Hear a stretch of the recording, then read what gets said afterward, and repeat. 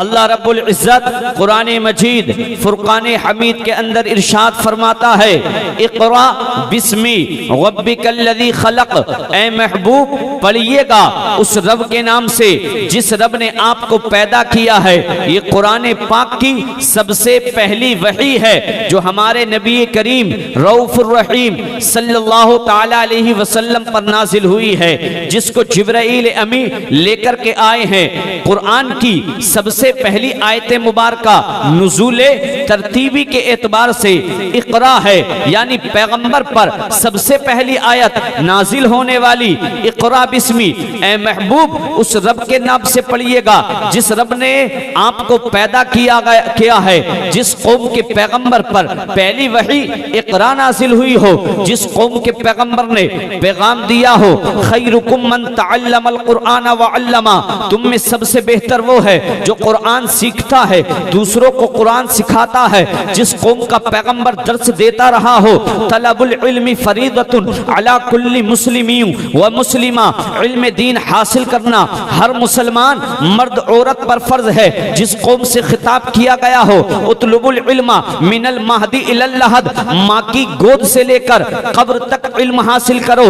जिस कौम से कहा गया हो, उतलुबुल इल्मा वलौ जाअ बिस्सीन, इल्म हासिल करो गर्चे तुमको चीन जाना पड़े। जिस कौम से खिताब किया गया हो, जिस कौम के पैगंबर पर पहली वही नाजिल हुई हो, ए महबूब पढ़िएगा उस रब के नाम से जिस रब ने आपको पैदा किया है। जिस कौम के असलाफ का ये मामूल हो, हजरत अबू दरदा का नाम आपने सुना होगा। ये वो नबी के प्यारे सहाबी हैं जो दमिश्क की जामा मस्जिद के अंदर हर जुमे को नबी की हदीस सुनाया करते हैं, नबी की बातें सुनाया करते हैं। मदीनतुर रसूल से नबी का एक गुलाम नबी के शहर से बीवी से इजाजत तलब करने के बाद, बच्चों से रुखसती लेने के बाद एक हफ्ता गुजर चुका है, फाके पर फाका है, लेकिन बीवी के पास आया है, बच्चों के पास आया है, मोहब्बत भरी निगाहों से देखा है। देखने के बाद में बीवी और बच्चों को आखिरी सलाम किया है। सलाम करने के बाद, ए मेरी प्यारी बीवी, तेरे सीने में मुझको मालूम है हजार मोहब्बतें मेरी पैवस्त है, लेकिन मैं तेरी इन मोहब्बतों की कद्र करता हूँ। लेकिन मैंने सुना है नबी के एक सहाबी अबू दरदा हैं जो दमिश्क की जामा मस्जिद के अंदर नबी की हदीसें सुनाया करते हैं, नबी की बातें बताया करते हैं। वो एक हदीस बयान किया करते हैं। मैं उसको लेने के लिए, मैं उसको समाअत करने के लिए, मैं मुस्तफ़ा की उस हदीस को अखज़ करने के लिए दमिश्क का सफर करना चाहता हूँ। बीवी ने बखुशी इजाजत अता फरमाई है। अब ये नबी का गुलाम, ये नबी का आशिक कहाँ पर दमिश्क है, कहाँ मदीनतुर रसूल है, कहाँ मेरे नबी का प्यारा शहर वो मदीना है। अल्लाहु अकबर कबीरा। और वो दौर कैसा दौर था जब लोग ऊंटों से सवारियां किया करते थे, जब रास्तों के अंदर मूजी जानवर मिला करते थे, रास्तों में शेर और चीतों का डर हुआ करता था, मूजी जानवरों का खौफ अलग सताया करता था। न किसी शेर की परवाह है, न किसी चीते की परवाह है, न किसी ईजा देने वाले मूजी जानवर की परवाह है। अगर परवाह है, अगर चाहता है हासिल करना नबी की हदीस को हासिल करना, ये नबी का गुलाम हासिल करना चाहता है। आज तो हमारे यहाँ पर जलसों में 10 उलमा मौजूद होते हैं, पूरी रात नबी की बातें बताया करते हैं। उसके बावजूद भी हम नबी की हदीसों को सुनने का मिजाज नहीं बनाया करते हैं, नबी की बातों को सुनना पसंद नहीं किया करते हैं। जलसा आते हैं, जलसा देखते हैं और देखने के बाद घरों को वापस चले जाया करते हैं।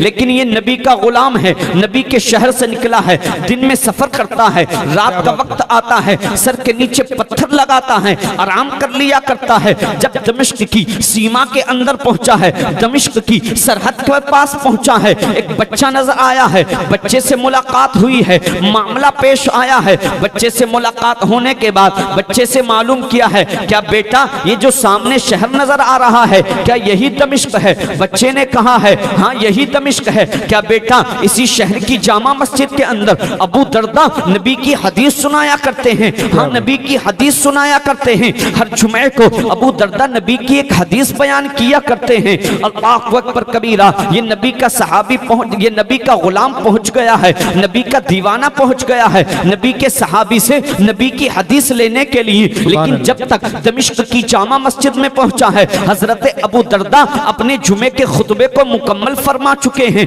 नबी की हदीस को बयान कर चुके हैं। अब दुआ कर रहे हैं अबू दरदा, ये भी नबी के सहाबी की दुआ के साथ शरीक हो गया है। अबू दरदा दुआ से फारिग हुए हैं, फारिग जैसे ही हुए हैं लोगों ने दमिश्क की जामा मस्जिद से निकलना शुरू कर दिया है, बाहर जाने लगे हैं। एक का दामन पकड़ के ये नबी का गुलाम बोलता है, क्या अबू दरदा नबी की हदीस नहीं सुनाएंगे? क्या अबू दरदा किस वक्त नबी की हदीस सुनाएंगे? लोगों ने बयान किया है अबू दरदा ने तो हदीस सुना दी है, अब अगला जुमा आएगा, अगले जुमे में नबी की हदीस को सुनाएंगे। इतना लंबा सफर तय करके किसके लिए आया है? नबी की हदीस समाप्त करने के लिए, नबी की बात को लेने के लिए, दीन की बात को सीखने के लिए। ये हमारे असलाफ थे, ये हमारे बुजुर्ग थे। अल्लाह अकबर कबीरा, रोने लगे हैं, आंखों से अश्क जारी हो गए हैं। अबू दरदा ने देखा है कोई आया है, आने वाला मुसाफिर लगता है, आसारे सफर उसके चेहरे से नमूदार हो रहे हैं, चेहरा गर्द आलूद है।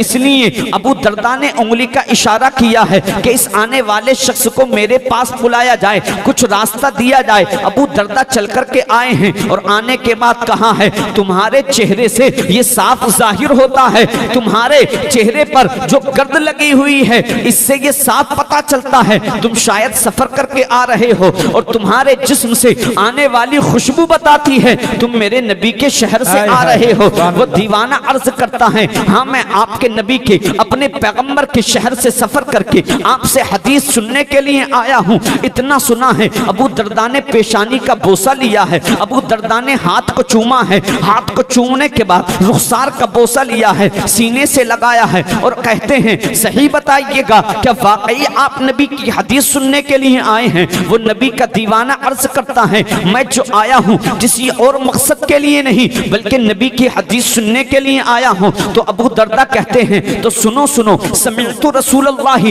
सल्लल्लाहु तआला अलैहि वसल्लम, मैंने नबी को फरमाते हुए सुना है। नबी ने इरशाद फरमाया है, मन सलका तरीक़न यतलुबु फीही इल्मन, के जो इल्म दीन की ततब्बो के लिए, इल्म दीन की जुस्तजू के लिए, इल्म दीन की तलाश के लिए किसी रास्ते पर चलता है तो वो उस रास्ते पर नहीं चलता है बल्कि सलकल्लाहु बिही तरीक़न मिन तुरुक़िल जन्नह, अल्लाह रब्बुल इज्जत उसको जन्नत के रास्तों में से एक रास्ते में चलाया करता है। अल्लाहु अकबर कबीरा। और उसके मकाम का आलम यह है, अबू दरदा कहते हैं मैंने नबी को फरमाते हुए सुना है कि व इन्नल मलाइकता लतदउ अजनिहतहा रिदन लितालिबिल इल्मी, कि अल्लाह के जो मुकर्रब बंदे हुआ करते हैं, अल्लाह के फरिश्ते जो हुआ करते हैं, वो उस तालिबे इल्म के लिए, इल्म दीन की जुस्तजू करने वाले के लिए, इल्म दीन की ततब्बो के लिए, किसी रास्ते के सफर पर निकलने वाले के लिए अपने परों को बिछा दिया करते हैं। और जो आलिम हुआ करता है, वह इन्नल आलिमा ला यस्तगफिरु लहू मन फिस समावाति व मन फिल अर्द, और आलिम दीन के लिए जो भी कुछ जमीन और आसमान के अंदर है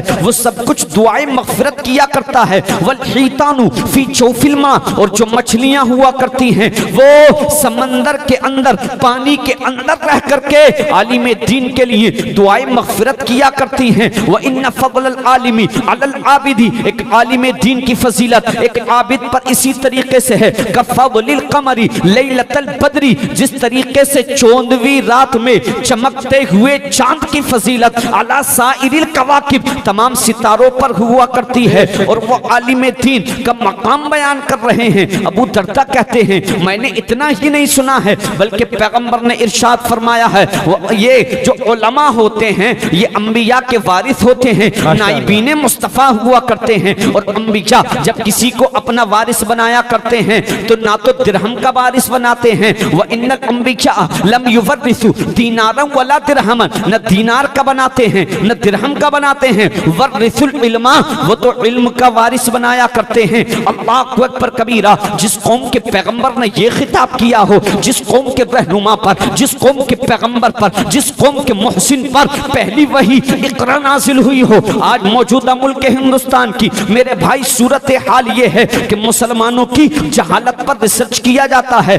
जस्टिस सच्चर मिश्रा ने एक रिपोर्ट तश्कील दी है, एक रिपोर्ट तैयार की है जिसको सच्चर कमेटी के नाम से जाना जाता है। 400 सफ़हात पर रिपोर्ट तैयार की जाती है। रिपोर्ट रिपोर्ट तश्कील दी जाती है कि मौजूदा मुल्क हिंदुस्तान की सूरत हाल ये है कि दलितों से ज्यादा पसमानदा एजुकेशन के मामले में, तालीम के मामले में, शिक्षा के मामले में पिछड़ी हुई कोई कौम है वो मुस्लिम कौम है। अल्लाह अकबर कबीरा। ये किस कौम का अलमिया है, ये किस कौम की हालत है, ये किस कौम का मुअम्मा है, ये किस कौम के मामलात है जिसके पैगंबर ने पैगाम दिया हो इल्म दीन हासिल करना हर मुसलमान मर्द औरत पर फर्ज है। जिस कौम का पैगंबर बोला हो खैरुकुम मन तअल्लमल कुरान व अल्लमहु, तुमने सबसे बेहतर वो है जो कुरान सीखता है, जो कुरान दूसरों को सिखाया करता है। आज उस कौम की जहालतों पर रिसर्च किया जा रहा है। उस सच्चर कमेटी 400 सफ़हात पर रिपोर्ट तश्कील दे रही है, रिपोर्ट तैयार कर रही है। मियाँ आपको क्या मालूम है, एक रिक्शा चालक, रिक्शा चलाने वाला, डेली रोजाना 200 से 300 रुपये कमाने वाला एक जुमले में पूरी कौम की बेइज्जती कर दिया करता है कि मैं अपने रिक्शा को लेकर के मुस्लिमों के मोहल्ले में नहीं जाऊंगा, मुस्लिमों के गली गलियारों में नहीं जाऊंगा, क्योंकि मुसलमानों के बच्चे पढ़ने के लिए स्कूल नहीं जाया करते हैं, मुसलमानों के बच्चे पढ़ने के लिए कॉलेज नहीं जाया करते हैं, मुसलमानों के बच्चे पढ़ने के लिए मदरसे का रुख नहीं किया करते हैं। पता नहीं कब मुसलमान का बच्चा खेलते हुए गली गलियारे में मेरे रिक्शे से टकरा जाए और वहां पर मेरा झगड़ा हो जाए, क्योंकि मुस्लिम कौम झगड़ा भी बहुत जल्द किया करती है। अल्लाह अकबर कबीरा। ये किस कौम की कंडीशन है, ये किस कौम की हालत है, ये किस कौम की कैफियत है, क्या आप नहीं देखते हैं? ये उस कौम के मामलात है, ये उस कौम के बच्चे हैं जो आज 100 से 50 रुपये डेली कमाने की खातिर रोजाना चाय के होटलों पर अखियार के झूठे गिलासों को धोया करते हैं। ये किस कौम की कंडीशन है जो कौम 20 लाख रुपया शादियों के नाम पर खर्च कर दिया करती है, जो कौम 50 लाख रुपया शादियों के नाम पर यूं ही लुटा दिया करती है। आज उस कौम की कंडीशन देखो, उस कौम की कैफियत देखो, उस कौम की हालत तो देखो। मियाँ जिस कौम का नौजवान 7 से 8 हजार, 8 से 10 हजार मंथली कमाने के लिए, माहाना हासिल करने के लिए अखियार के होटलों पर अखियार के बर्तनों को साफ करता हो, वो कौम 50 लाख रुपये शादियों के नाम पर बर्बाद कर दिया करती है। वही कौम चादर और घाघर, अगरबत्ती और मोमबत्ती के नाम पर 50-50 हजार रुपया, 10-10 हजार रुपया, 5-5 हजार रुपया, 2-2 हजार रुपया। आज हालात क्या हैं? अहले सुन्नत वल जमात और मसलक के आला हजरत को आपने बदनाम करके रख दिया है। अखियार मजाक बनाया करते हैं, अखियार हमें यानी कि एक मसखरे तौर पर लिया करते हैं। अहले सुन्नत वल जमात की जो आज मजाक बनाई जा रही है वो हमारी कौम के नादानों की वजह से है, कम पढ़े लिखे लोगों की वजह से बनाई जाती है। वरना मसलक के आला हजरत क्या है, तालीमात आला हजरत क्या है? क्या आपने कभी मुताला किया है, उलमा से दरियाफ्त करने की कोशिश की है? क्या कभी कारी हसन वाहिदी के मदरसे में जाकर के पहुंचे हो? इनसे तुमने मालूम किया है कि क्या है तालीमात आला हजरत? तो सुने तालीमात आला हजरत क्या है।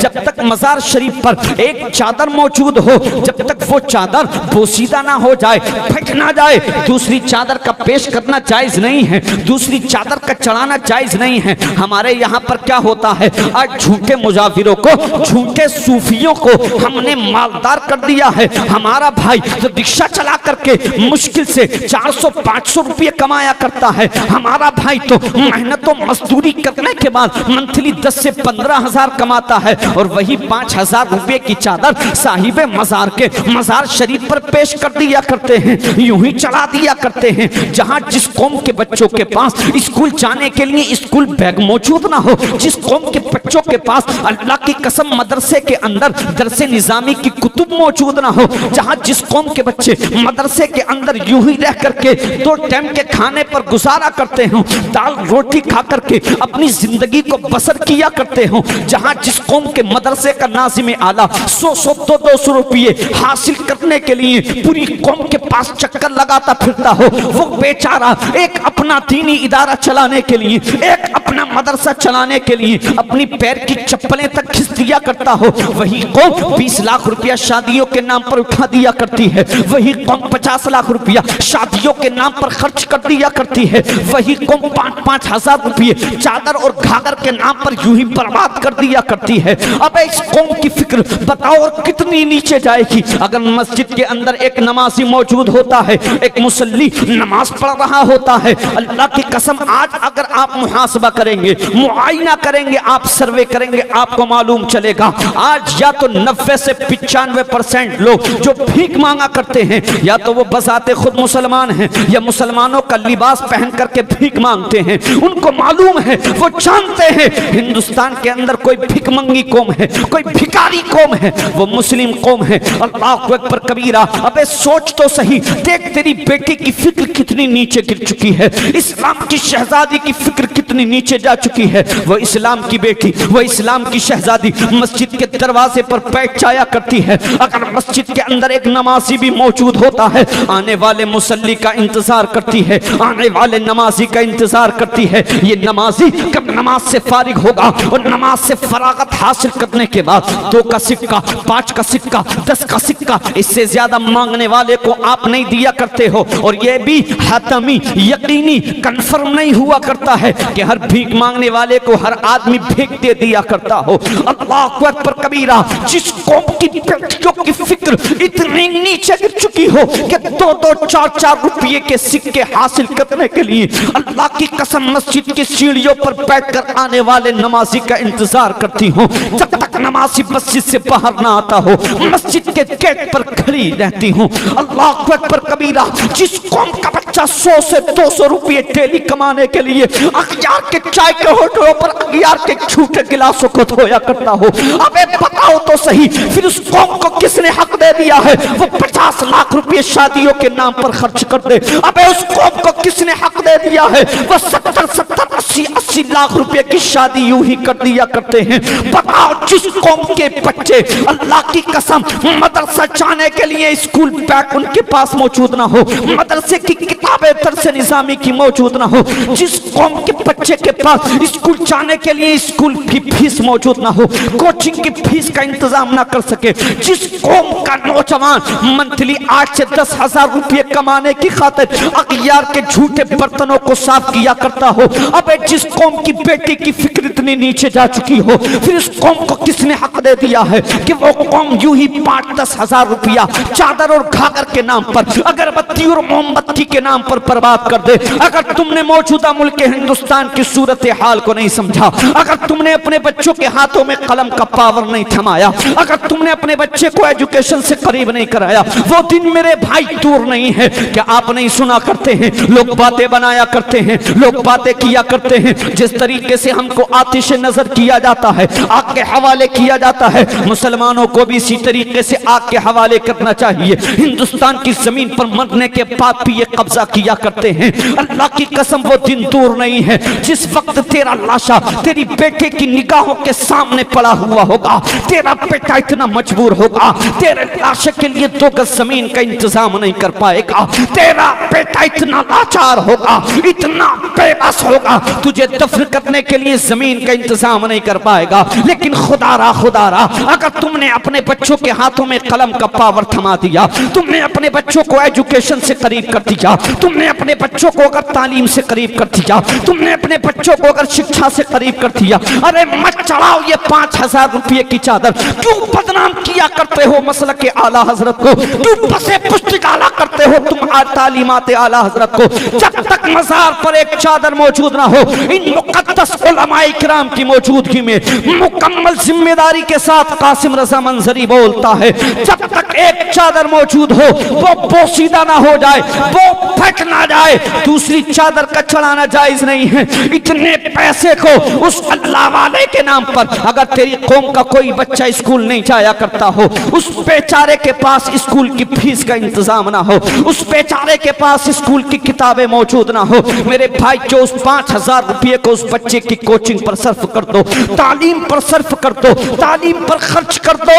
अगर आपने अपने बच्चों के हाथों में कलम का पावर दे दिया, अपने बच्चों के हाथों में कलम की तलवार को थमा दिया, यही तुम्हारा शहजादा होगा, यही तुम्हारी कौम का फर्जंद होगा, यही तुम्हारी कौम का नूरे नजर होगा, यही तुम्हारी कौम का लख्त जिगर होगा, जो हुकूमत की आंख में आंख डाल करके कहेगा मेरी कौम ने मुझको अनएजुकेटेड नहीं रखा है, शिक्षा से तालीम से दूर नहीं रखा है, मेरी कौम ने मुझको जाहिल नहीं छोड़ा है, ये कलम का पावर क्या है, इसी कलम की पावर के जरिए हुकूमत का कलेजा चाक करना जानता हूँ, और चाक करने के बाद अपनी कौम के लाशे को दफन करना।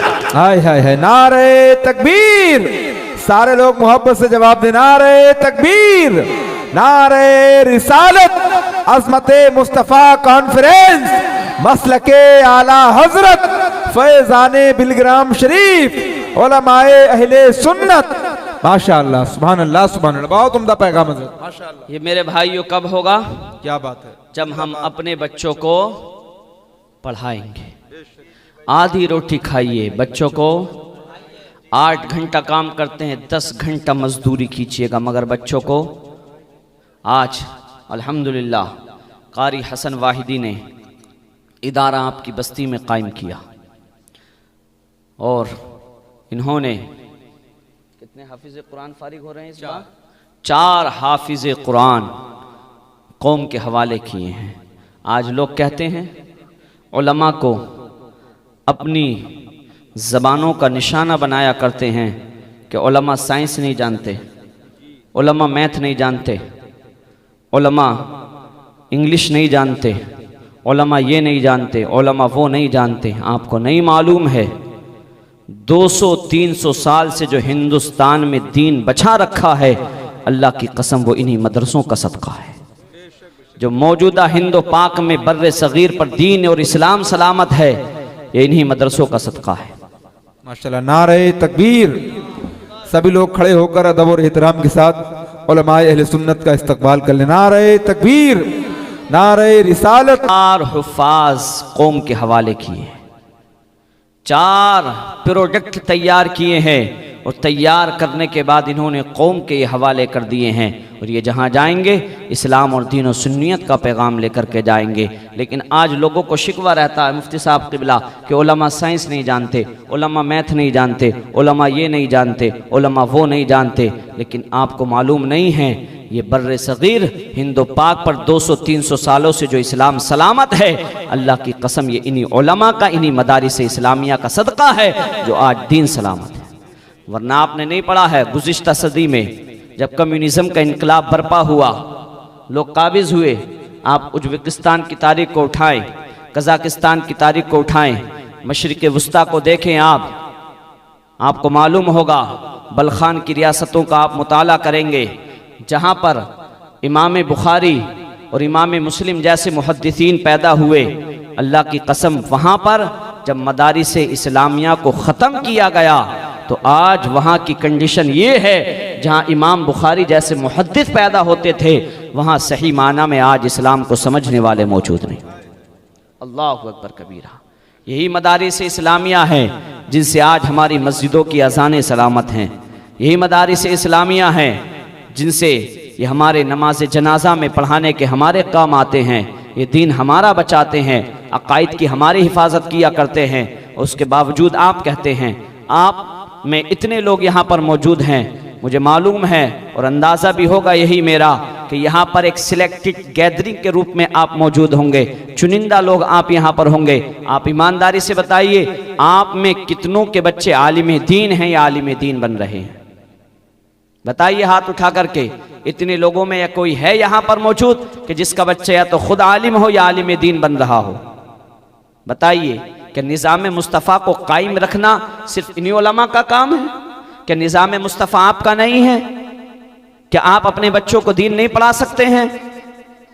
फिर उसके बावजूद आप शिकवा उलमा से किया करते हैं। ये तो इन उलमा का शुक्र मनाओ। हिंदो पाक में बर्रे सगीर में 300 सालों से इन्होंने दीन बचा रखा है। अल्लाह की कसम ये उलमा नहीं होते तो मस्जिदों की अज़ानें, मस्जिदों के मुसल्ले सलाम। लोग हमसे शिकवा शिकायत किया करते हैं, लोग हमसे बातें बनाया करते हैं।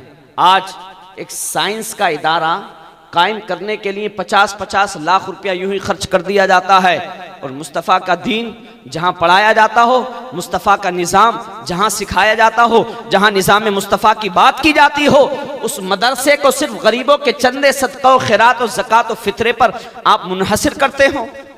साइंसी इदारा कायम करने के लिए आप साइंस का एक छोटा सा इदारा कायम करेंगे, उसके लिए 50 लाख करोड़ों रुपया चाहिएगा आपको। उसके बाद आप जो है कोई सपना, कोई ख्वाब देख सकते हैं।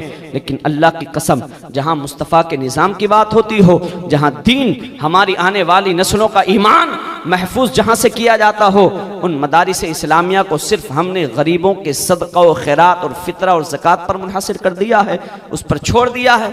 हमारी क्या अपनी जिम्मेदारी है? लॉर्ड मिकाले के निज़ाम तालीम को बरकरार रखने के लिए हम जहां पर अरबों खरबों डॉलर खर्च किया करते हैं, मुस्तफ़ा करीम सल्लल्लाहु ताला अलैहि वसल्लम के दीन को बचाने के लिए सिर्फ हम सदका और ज़कात को खर्च किया करते हैं। बताइए फिर हमारी कोई जिम्मेदारी नहीं कि सिर्फ ये निज़ाम तालीम मुस्तफ़ा का निज़ाम इन्हीं उलमा के बचाने की जिम्मेदारी है? आपकी कोई जिम्मेदारी नहीं है। मैं आपसे कहना चाहता हूँ, आपको पैगाम देना चाहता हूँ, मैं आपको मैसेज देना चाहता हूँ, क्योंकि बगैर निज़ाम मुस्तफ़ा के दुनिया में अमन नहीं बरकरार रह सकता है। सिर्फ एजुकेशन भी, और याद रखना आज हमारी कौम दलितों से भी 7 से 8% तालीम के मामले में नीचे जा चुकी है। हम पढ़ते नहीं हैं, एजुकेशन हमारे पास नहीं है। और याद रखना, अगर हमने अपने बच्चों को नहीं पढ़ाया, एक दिन वो आने वाला है जो इस मुल्क में पसमानदा पिछड़े हुए लोग कहलाते हैं। वो पढ़ लिख कर आगे बढ़ेंगे, कुर्सियों पर बैठेंगे, और हमारी कौम की बच्चियां उनके सामने झाड़ू लगाती हुई नजर आएंगी। हमारे कौम के बच्चे गुलामी करते हुए नजर आएंगे। याद रखें, आप में यहां पर दौलतमंद लोग भी होंगे, आप में यहां पर पढ़े लिखे लोग भी होंगे, ग्रेजुएट भी होंगे, एकेडमिक तालीम एजुकेशन रखने वाले भी होंगे।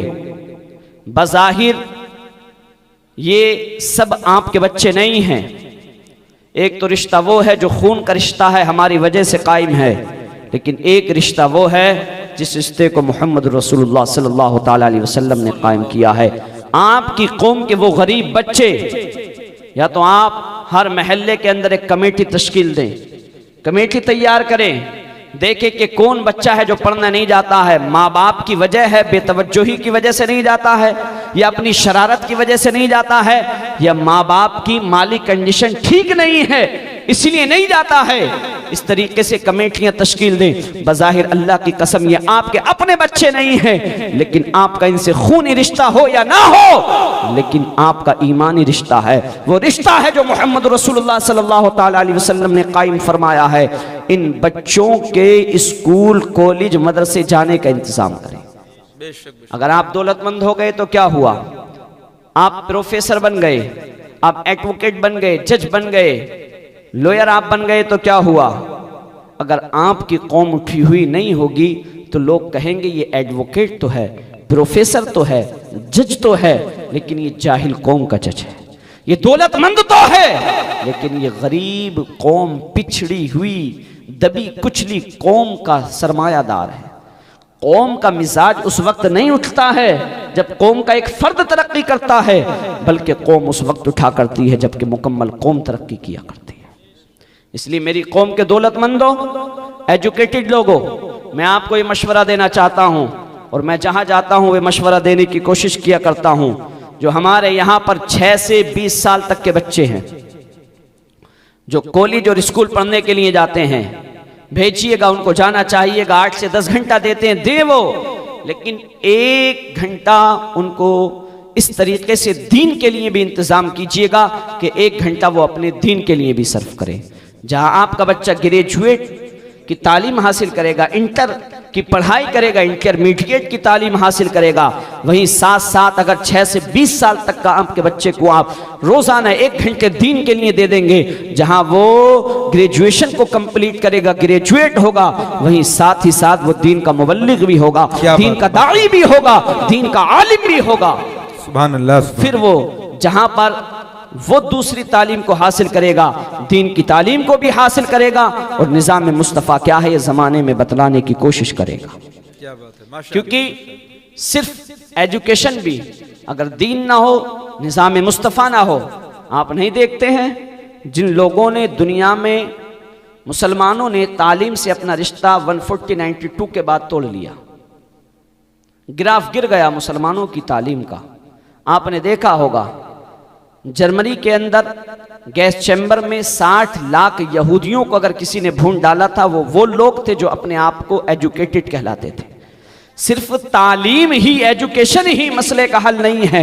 जब तक दीन की समझ नहीं होगी, दीन नहीं होगा, निज़ाम मुस्तफ़ा कायम नहीं होगा, दुनिया के अंदर अमन बरकरार नहीं रह सकता है। अल्लाह की कसम, गैस चैम्बर के अंदर अगर 60 लाख यहूदियों को भूना है, इन्हीं एजुकेटेड लोगों ने भूना है। फर्स्ट वर्ल्ड वार हो, सेकेंड वर्ल्ड वार हो, पहली जंग अजीम हो, दूसरी जंग अजीम हो, लाखों लोगों को कुर्बान किया गया है, इन्हीं एजुकेटेड लोगों ने किया है। हिरोशिमा हो, नागासाकी में अगर बम बरसाए गए हैं, इन्हीं एजुकेटेड तालीम याफ्ता लोगों ने बम बरसाए हैं। मौजूदा सूरत हाल में मुल्क शाम को बर्बाद किया हो, यमन पर बम बरसाए हो, सीरिया पर बम बरसाए हो, फिलिस्तीन पर बम बरसाए हो, इन्हीं एजुकेटेड लोगों ने बम बरसाए हैं। अल्लाह की कसम, अगर मुसलमान फजाओं में, खलाओं में प्रवास करता, अगर मुसलमान हवाओं में उड़ रहा होता, तो वहां से बम नहीं बरसा रहा होता, बल्कि मोहब्बत रसूल के फूल बरसा। हाय हाय हाय, बेशक बेशक, सुभान अल्लाह जिंदाबाद जिंदाबाद।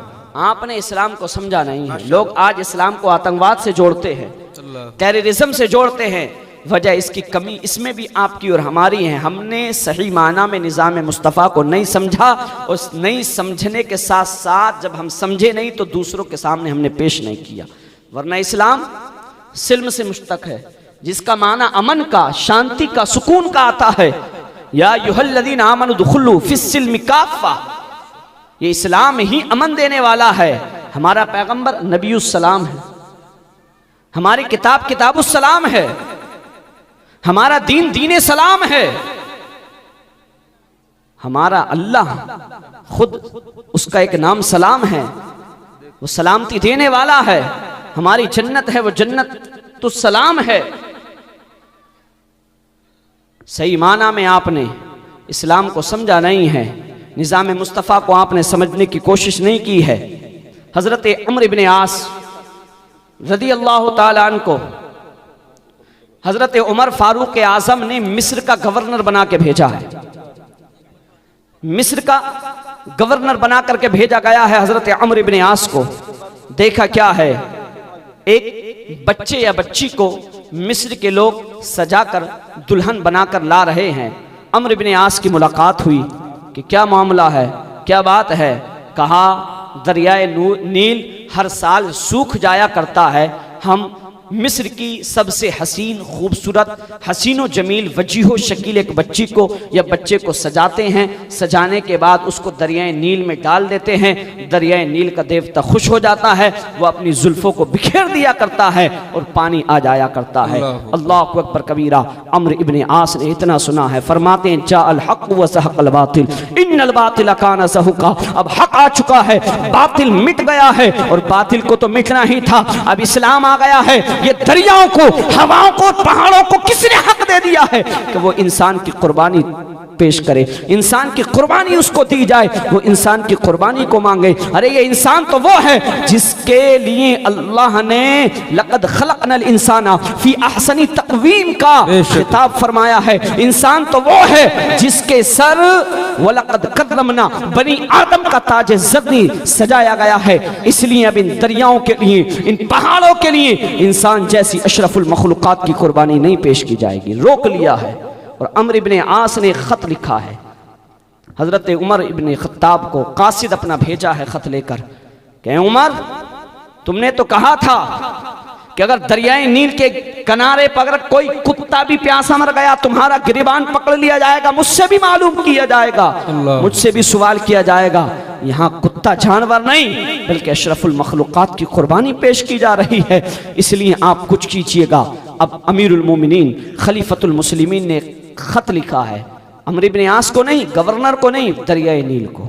दरियाए नील अगर तू अल्लाह के हुक्म से जारी होता था, अल्लाह के हुक्म से बंद होता था, तो आज तुझको अल्लाह का बंदा उमर हुक्म दे रहा है, तू जारी हो। हाय हाय हाय, सुभान अल्लाह सुभान अल्लाह। लेकर के अम्र इब्न आस के पास पहुंचा, उस खत को दरिया के अंदर डाल दिया गया है। अल्लाह की कसम, दरिया के अंदर खत डालना था, तारीख शाहिद है, तारीख गवाह है, उस दिन से लेकर आज तक दरियाए नील का पानी कभी नहीं सूखा। क्या बात है, सुभान अल्लाह। इस्लाम वो है जो एक जान की भी इतनी हिफाजत करता है। यहाँ तो लोगों की सैकड़ों जानें ले लिया करते हैं, यूं ही लोगों की को कत्ल कर दिया करते हैं। ये इस्लाम है जो हमेशा अमन का पैगाम देता है, शांति का पैगाम देता है, सुकून का पैगाम देता है। इसलिए मेरे भाइयों, ए मेरी कौम के दौलतमंदों, ए मेरी कौम के एजुकेटेड लोगों, पढ़े लिखे तालीम याफ्ता लोगों, आप हर महल्ले में ऐसी कमेटियां तश्कील दीजिएगा, कमेटियां बनाइएगा।